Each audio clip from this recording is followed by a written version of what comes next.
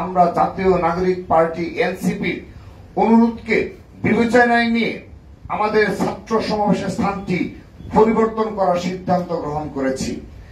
আমাদের 3 আগস্টের সমাবেশটি সেদিন শহীদ মিনারের পরিবর্তে শাহবাগে অনুষ্ঠিত হবে বলে বাংলাদেশ জাতীয়তাবাদী ছাত্রদল সিদ্ধান্ত গ্রহণ করেছে। আমরা চাইলে সমাবেশটি ঘোষিত স্থানেই করতে পারতাম।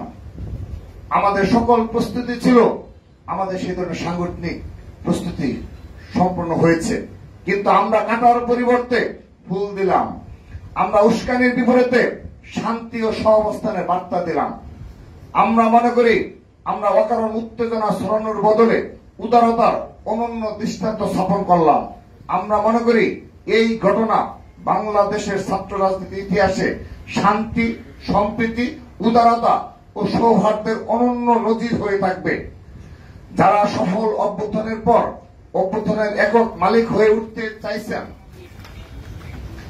আশা করি এই উদারতার পর তারা নিজেদের সম্বিত ফিরে পাবেন এবং সঠিক ও সুস্থ ধারায় নিজেদের রাজনৈতিক কার্যক্রম পরিচালনা করবেন।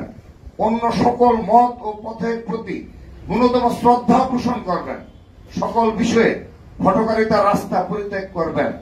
আজকের মেসেজ খুবই পরিষ্কার। আমরা আগামী দিনে দেশের শিক্ষাঙ্গনগুলোতে ইতিবাচক ধারার গণতান্ত্রিক, শান্তিপূর্ণ, সহাবস্থানের, পরস্পর শ্রদ্ধাপূর্ণ, সৌহার্দ্যমূলক, পলিসি নির্ভর ছাত্র রাজনীতি করতে চাই। এই পথে উদারতা ও পরম সহিষ্ণুতাই হবে বাংলাদেশ জাতীয়তাবাদী ধারার রাজনীতি শক্তির পাথেয়।